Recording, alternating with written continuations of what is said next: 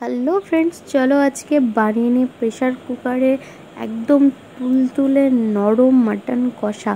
আর test হবে একদম বিয়েবাড়ির যে রান্না হয় সেই রকমই। তোমরা কালার দেখে বুঝতেই পারছো কতটা টেস্টি হবে রান্নাটা। আর তোমরা খুব ইজিলি খুব অল্প সময়ের মধ্যেই বানিয়ে ফেলতে পারবে। যখন হাতে থাকবে সময় কম তখন এরকম মাটন কষা বানিয়ে ফেলো আর সবাইকে খাইয়ে তাক লাগিয়ে দাও।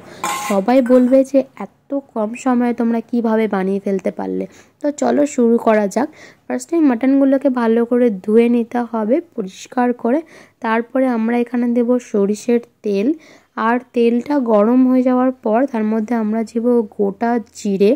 জিরে দেওয়ার পর এখানে আমরা আদা রসুন পেঁয়াজ বাটা করে সেটার মধ্যে দেব হলুদ, তারপরে দেব লবণ, চিনি আর সব কিছু দেওয়ার পরে লঙ্কার গুঁড়োও দিয়ে নেব।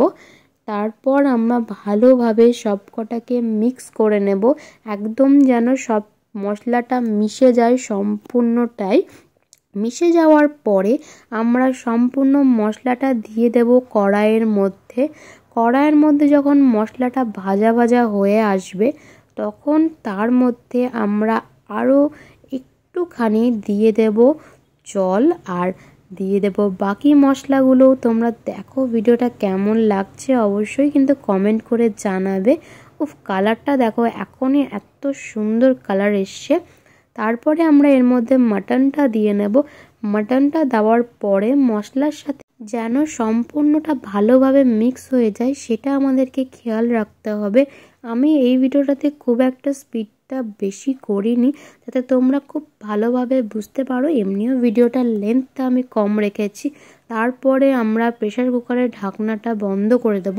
আমরা কিন্তু লক করব না, জাস্ট ঢাকনাটা বন্ধ করে রাখবো। তারপরে দেখবে এরকম তেল ছেড়ে গেছে। Sorry for the background noise.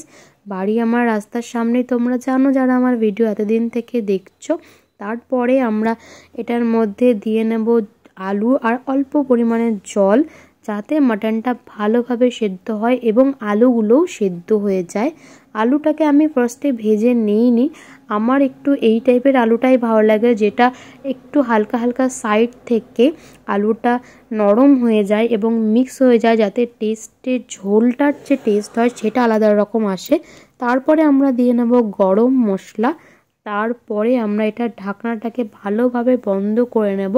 তারপর আমরা এটাকে রেখে দেব লো ফ্লেমে 6-7টা সিটি পড়া অবধি।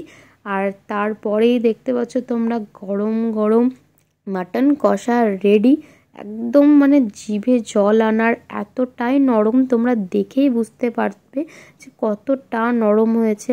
আশা করি তোমরা বুঝতে পারছো। তো ভালো লাগলে অবশ্যই কিন্তু সাবস্ক্রাইব করে দিতে হবে এরকম নতুন নতুন ভিডিওস আরও পাওয়ার জন্য।